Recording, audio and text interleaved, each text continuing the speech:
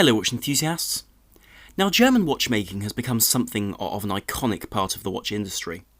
And German watchmaking in many ways predates other countries, because it was the place where the first portable watch was created in the 16th century. And as a result, Swiss watchmaking in fact evolved with the use of also some French artisans into what it is today from German innovation, really placing Germany at the forefront, or at least at the very beginning, of the story of wristwatches.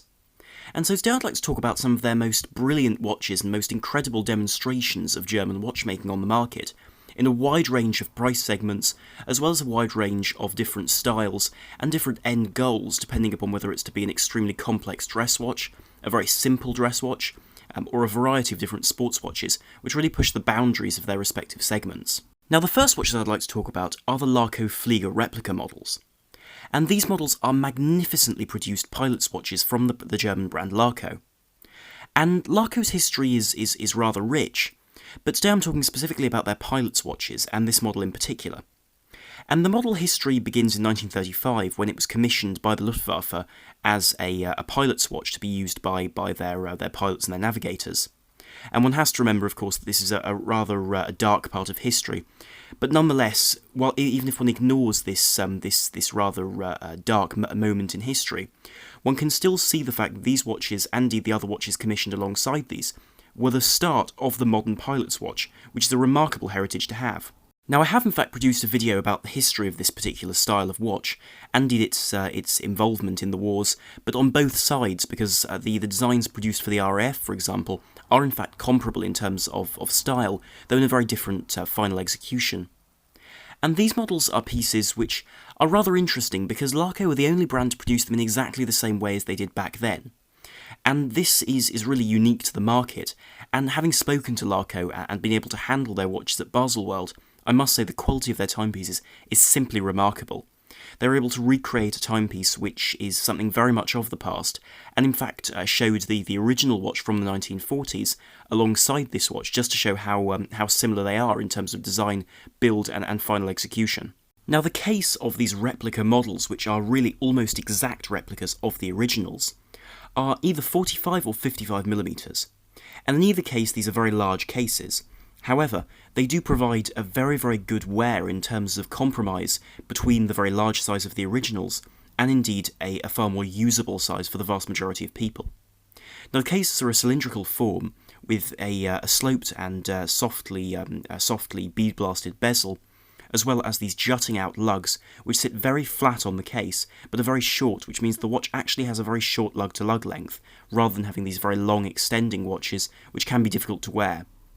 Likewise, the crown itself is this very large onion crown which again juts out from the case in a similar way to the originals. And of course, originally these were to be used with gloves on in the cockpit of an aircraft, but of course these days they simply make changing the time all the more quick, thanks to their very large size. The surface of these cases are also bead blasted in a very particular way, in order to give the stainless steel an almost titanium-like effect, in terms of being much darker and providing the original look of these watches. They also have FL23883 on the side, which was the original number. And I think it was very, very wise of Laco to keep these watches as true to their original form as possible, in order to make them wear as they did in the day, at least in terms of their form. It's as though one's handling an artifact of history, rather than a modern watch, which is a fantastic aim to reach with these timepieces. The watches then are attached to the wrist with a loop-through style of single-piece leather strap, and this functions by attaching to the case itself with spring bars, but the strap itself is met in the middle, so the strap can't be opened fully and flattened, but rather one slips one's wrist through it and then tightens it, and this is the original design used on the original watches, which is a wonderful touch to have. The watches also feature the original style of matte black dial, with these iconic styles of markers, with that triangle and two dot marker at 12 o'clock, which has defined aviation pieces for years after these timepieces were originally designed. Then of course one has the two styles of dial, the A and the B. Of course the A are those dials with simply the hours around the edge and the matching styles of beautifully thermally blued hands. Although the alternative is the more complex B-style dial, with the hours around the minute and a much shorter hour hand to reach that smaller central dial, with the minutes running around the edge of the dial, and then of course one has that white painted second hand, which on these watches has been curved down at the tip to make it more legible. and this is all coated with a very large domed sapphire crystal to give a wonderful old-fashioned look, which actually looks remarkably similar to the glass on the original timepieces, because I was very luckily able to handle both next to each other whilst looking at them at Baselworld. Between the 45 and the 55mm original style model, there is a movement change as well. The smaller 45 features the ETA 2801-2, which is a more modern style of movement with a higher beat rate. The other version, though, is the Unitas 6497, which is a real veteran of the world of mechanical watches, and is a much larger manually wound movement, which I think harks back to the history of Larco much better, but of course is far more suited to the large case, and will have a lower beat rate, so there will be more stutter in the second hand. However, this does fit with the originals a little bit better, so it really is a personal choice. Then, of course, one has the additions made to this Unitas 6497 to fit that larger 55mm watch. Because normally these watches have small seconds, and so Laco have moved this to the centre with their own in-house modification, whilst a swan neck regulation also allows the watch to be more accurate, and they have also allowed the watch to be hacking, which is quite crucial because the originals were, in order to be able to set the watches to each other before a flight. One brilliant addition to these watches is the ability to have them aged. And this is done by Laco in-house, of course, and to the specifications of the buyer, so you would contact them and tell them exactly what you would like to have done. And in this regard, they will be able to really batter the case in order to give it an old-fashioned look and a used look, whilst also they will apply a certain treatment to allow the surface to age more naturally, whilst the dial is also aged as well, and the luminescence is darkened, whilst it can also be knocked out of the hands in specific areas if you'd like that aesthetic. And in these pictures here you can see the 55mm model, the original, on the left, with the recreation model on the right,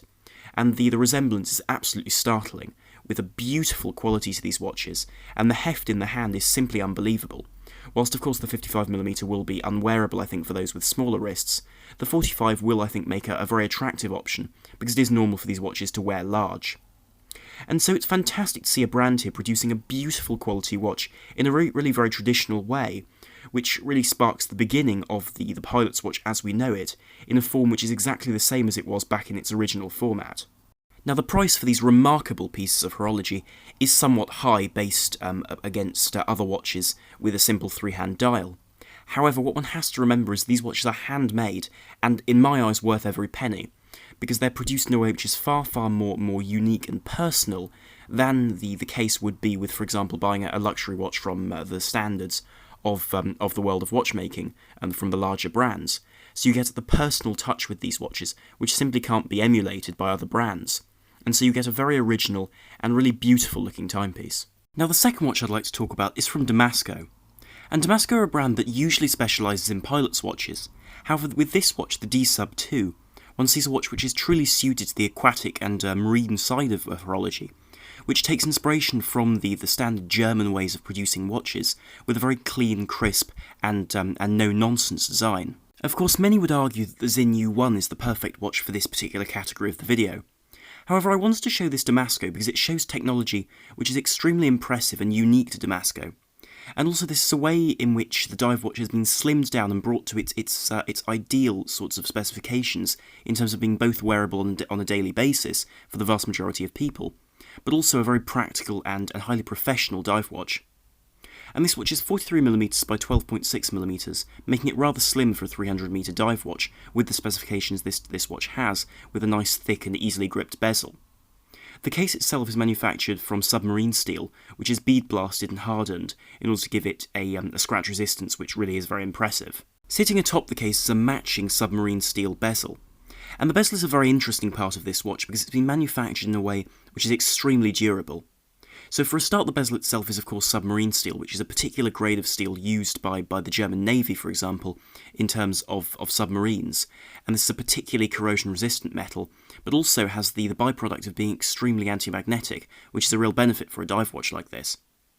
Then of course one has the bezel construction itself, because it's mounted on ceramic ball bearings, which means that one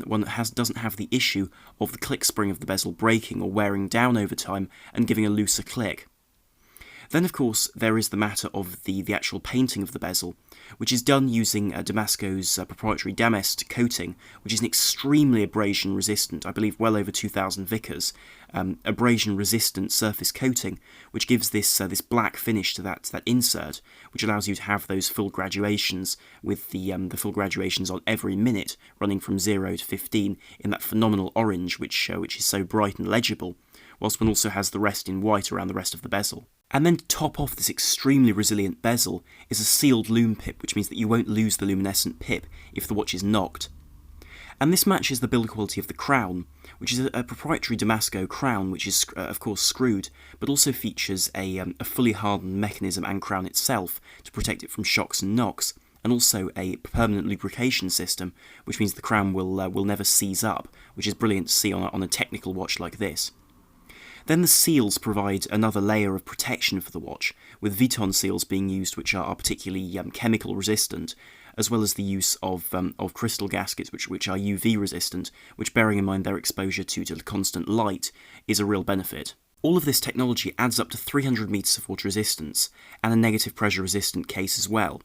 So this means this is a watch which is extremely reliable, very, very well made, but not over-engineered in terms of being too much on the wrist, but rather exactly what someone needs as far as an all-rounder goes. Then one comes to the dial, which is that beautiful blueberry blue, with the wonderful orange elements at 12 o'clock on the bezel and also on the minute hand and second hand, in a way that's reminiscent in the plongeur hand style of the 1970s Omega Seamasters, which I think is a look which is truly brilliant and something very, very different. And of course the date is hidden away at 4 o'clock, which I think is a good touch on the basis that it's white on the same blue as the rest of the dial, just to match very, very well. And this watch, with its ETA 2824 powering it, which will know in Damasco be extremely well regulated and prepared, the whole watch will cost £1,495, which I think is an extremely good price for a professional dive watch of this type, with real quality. Now, I've now spoken about a very technologically packed dive watch, as well as a beautifully finished vintage pilot's watch. But this final sports watch in the video, before I move on to dress watches and grand complications, is the Sinn EZM10 TESTAF. And this has been built in accordance with this new set of regulations designed specifically for pilot's watches as an equivalent to ISO 6425 to dive watches. And this watch is a timepiece which is built to the absolute maximum as far as specifications go, and is an incredible demonstration of what a German brand like Sinn can do when they put their mind to it. And the dimensions of this watch are 46.5mm by 15.6mm, making it a very substantial and sizable pilot's watch. However, in titanium, which is tegmented to make it extremely hard, which is Sinn's proprietary treatment of the surface of the metal, and it's not a coating but rather a treatment of the surface of metal itself to harden it enormously to a stage where it can resist scratches to a remarkable level. Then of course one has a similar technology which is applied to the pushers, which, as you can see, are inset into the case so as not to snag on anything, which are also black coated and tegmented to only further their scratch resistance. The crown is also placed between these, and is like the pushers, a D3 system crown, which is a particularly robust style of Sinn proprietary crown and pusher technology. And the choice of titanium for all of these parts means that the watch is not only very light, but also has a lesser signature in terms of magnetism, which was one of the very crucial aspects of this certification, that the watch's magnetism wouldn't affect various dials and measurements inside the cockpit. And as a result, it is also very corrosion resistant as well, which is excellent to see, bearing in mind these watches have to be resistant to being immersed in jet fuel or aviation fuel, which is quite an impressive thing for a seal, for example, on this watch to be able to resist, which is one of those aspects which are built into this timepiece. While speaking of immersion, this watch is water resistant to 200 metres and also has a negative pressure resistance, meaning that if you were suddenly taken from a standard pressurised compartment in an aircraft to having very, very low pressure, such as flying at very high altitude and a window coming out, for example, the watch won't blow its crystal out, which is what would happen to a great deal of watches due to the difference in pressure between the inside and the outside of the watch, meaning the whole watch remains structurally sound. And the crystal on this watch is in fact a sapphire crystal, which is mounted in this particular way so as to prevent this blowout. Then the bezel itself is captive, which means that it's screwed in, and this means that there's no prying at the case to remove it if you do want to clean it out. You simply undo the screws, and also means the bezel is unlikely and pretty much impossible to knock off if it's bumped. Rather remarkably, the specifications of this watch only go on, with a further anti-magnetic and shock-resistant capability, which is of course specified by the specifications to which this watch runs. But likewise, it does have the AR dehumidifying technology, which is proprietary to Sinn. And what this means is that the small capsule in the flank of the case is able to, using a copper sulfate filling, absorb any water or moisture inside the case, and thus prevent it from damaging the oils and the parts alike. Furthermore, this also is matched with an argon-filled case, so it's an inert gas which again protects the inside of the watch from reaction. The most attractive and interesting option about this, though, is that there's a small window in it, and this means that you can see the change in colour from white in its dehydrated form to blue once it's fully saturated with moisture, so you know to send into Sinn to have them replace the capsule and service the watch. The movement inside the watch is also very, very impressive, as this is the calibre SZ01, which is modified specifically by Sinn for these purposes, and features a diapal lubrication system, which is to say it's Sinn's proprietary build, which means there's no need for lubrication within the escapement, which again prolongs the longevity of the movement between intervals, but also means that the watch is far more likely to keep extremely good time, which is a perfect aspect really for a professional pilot's watch like this. Whilst the watch also is temperature resistant due to the oils used, from minus 45 degrees C to plus 80 degrees. Then of course one has the brilliant display of the chronograph, with the chronograph hands for the seconds and the minutes running around the centre of the dial, with the hours at 6 o'clock all in orange, with the running seconds at 9 o'clock and the 24-hour indicator at 3, with the date at 4:30. Making this watch truly the most professional of pilots' watches there are, with a price of between £4,395 and £4,760 depending on the bracelet option. Now, starting on the dress watches, here is a beautiful example of a luxurious dress watch from Germany, and this is the Nomos Lambda. It's an 18-karat gold dress watch, which comes in two sizes, a 39mm size and a 42mm size, with the 39mm coming in 18-karat rose gold or white gold, whilst the larger 42mm size exclusively comes in white gold. The dial of this watch is a beautiful affair with that traditional Bauhaus style which originated in the 1920s in Germany, with that phenomenal clean aesthetic, without applied indices, but painted with the greatest of care and producing a striking effect with an extremely slim bezel and a very, very large dial in relation to that. Now, this extremely crisp dial comes in a variety of colours, with galvanised silver being the most common colour, which is available in both rose and white gold. But then exclusively for the larger 42mm white gold model, we have this glorious deep blue, which is a really beautiful treatment of this dial, which creates a powdery aesthetic, which can't really be beaten. Then of course one has the brown ruthenium dial, seen on the rose gold model, which is described as a black but does come out as more of a chocolate brown, which is a gorgeous colour and something much more soft and perhaps a little bit more understated than the crisp, clean look of the blue model. Now, the blank and somewhat simple polished finish to the case, which is extremely well done, expertly finished, to create a wonderful mirror finish, is matched by the simplicity of the dial, with this vertical arrangement having simply the hours and the minutes at the centre, with these extremely slim needle-like hands, with the small seconds reaching the central point of the dial at the 6 o'clock position, with the power reserve indicator of 84 hours at the top of the dial. And this also allows you to see that wonderful element of a little bit of colour with the small amount of red on the bottom end of that power reserve indicator. Of course, the design of this watch is so classically German in its styling, with those very, very clean lines, but with bold, sharp edges as well, with a slightly more playful style, which is so typical of that start of the 20th century sort of form. The watch is presented on a leather strap in the form of a shell Cordovan strap, which is beautifully finished and I think the perfect match for this watch, with simplicity and quality being the two most important aspects. The domed sapphire crystal also provides a wonderfully smooth aspect to this watch, which, knowing Nomos, will meet the case perfectly to give no lip between the case and that crystal, which is incredible to witness because it creates a wonderful single form which encompasses the whole of the watch. Whilst this certainly is a luxury timepiece which competes directly with the Rolex Cellini line, for example, for this style of understated but everyday style of dress watch, it's when one flips over the watch, in this case, that one really witnesses the beauty of the timepiece. because despite its £12,800 price tag as the starting price for this watch, the rest of the case is fairly simple and austere, whilst by contrast the movement is a gloriously finished 84-hour power reserve caliber DUW1001, which is a truly in-house movement, with a phenomenal level of detailing, with those stripes running to that central style of opening in the bridge with Nomos Lambda, which gives this phenomenal style to this movement, which otherwise would be a purely functional aspect of the watch. Then likewise one has the balance cock, which is extremely deeply engraved and provides wonderful decoration that normally wouldn't be seen on this style of watch, let alone this price tag. And so I think in terms of a package as a whole, this is a remarkable timepiece, and whilst it certainly is an expensive piece to talk about, it's one which I really did want to show you today, because it is such a masterpiece as far as German engineering goes, and German design, which comes together to produce this beautiful demonstration of what is a timeless classic. Now, to conclude the video, I'd like to talk about a couple of watches from Lange Senne.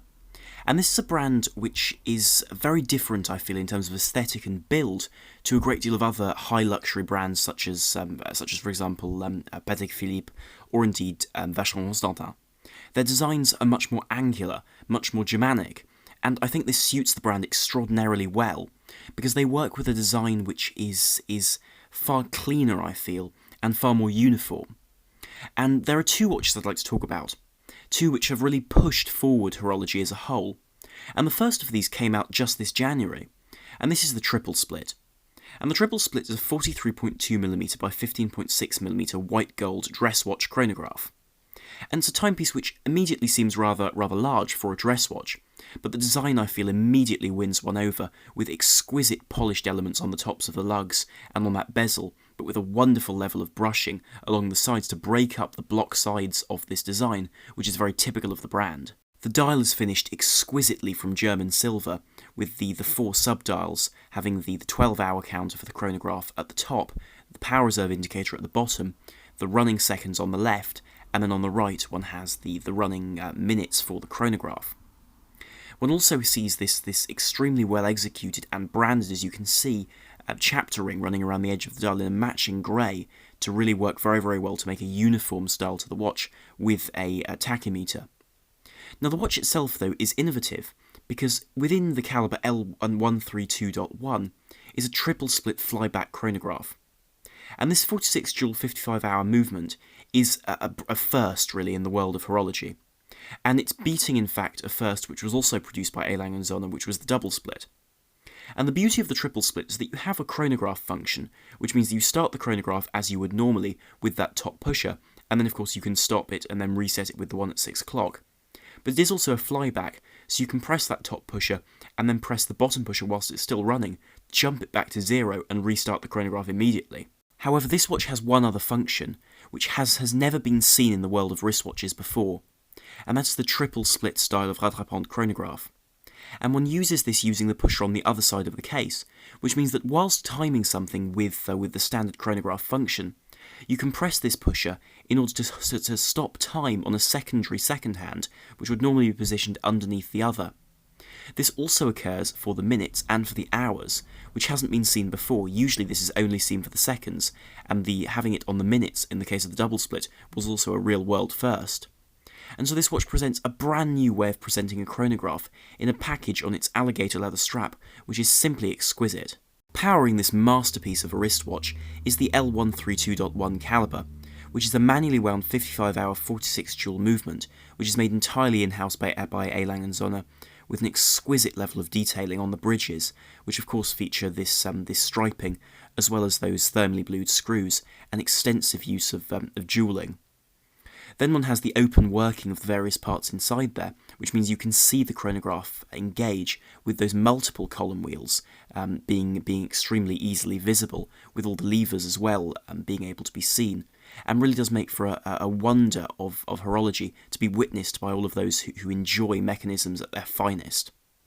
And this watch is limited to 100 pieces and has a US dollar price of $147,000, making it an extremely expensive timepiece as far as luxurious watches go. But as far as world firsts go, I think this is a remarkable timepiece. Now the second watch I'd like to talk about from the brand is a piece which has amazed me since it was released last year, And this is one of A. Lange & Sonne's annual Handwerkskunst models, which is a piece which is designed specifically to demonstrate their technology and the beauty of their craftsmanship. And this is the 1815 Rattrapante Perpetual Calendar Handwerkskunst. And this is a €290,000 watch, limited to 20 pieces. And so one expects a great deal from the watch already. And the watch features a 41.9mm case by 15.8mm thick, making it significant in size in white gold. It also features these exquisite polished and brushed elements in a design language which is very, very similar to that triple split. And this is also matched by the style of the dial, which also features that typical A. Lange & Sonne matching style of branding at 12 o'clock with that minute run around the edge of the dial. And this watch is one of the most complicated watches I've ever come across, but this is all demonstrated extremely legibly on the dial.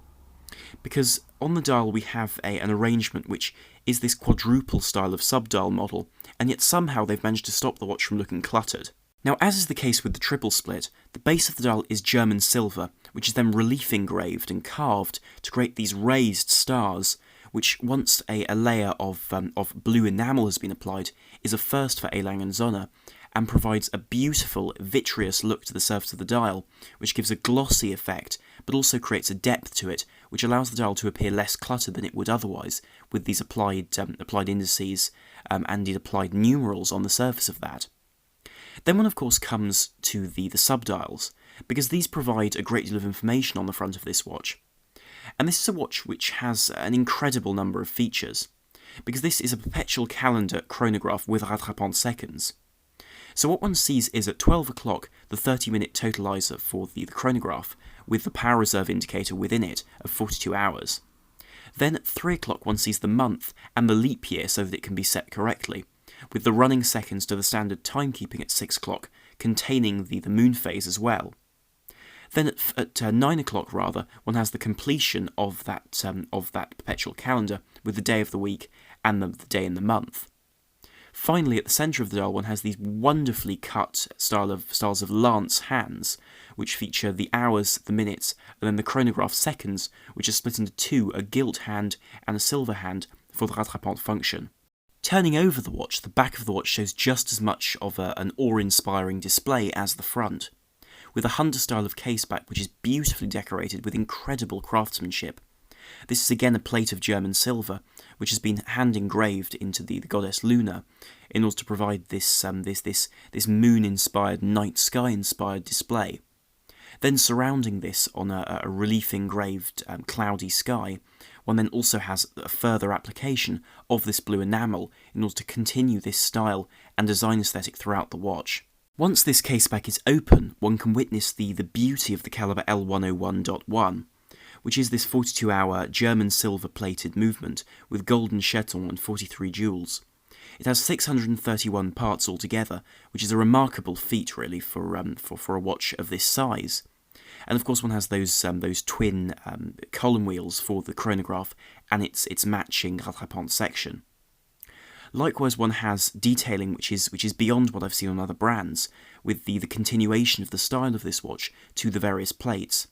And these plates and bridges feature a style of engraving called tremblage, which continues this style of starry night throughout those elements, in order to incorporate every aspect of this charming theme to the movement of the watch itself. Anyway, after talking about these 6 rather different models from Germany, which I think demonstrate such a breadth of design and engineering from this nation, from the technical watches, the historical watches, to the sheer beauty of the Nomos in terms of its simplicity, and the complication and the craftsmanship and handiwork seen in these A. Lange & Sonnes. And do tell me in the comments down below what you thought of these watches, because this was merely my opinion in terms of 6 watches which I found particularly interesting in the world of German horology. And if you did enjoy the video, then please do like, share and subscribe to help the channel and to be able to enjoy more content here in future. So thank you very much for watching. This is Armand the Watch Guy, out.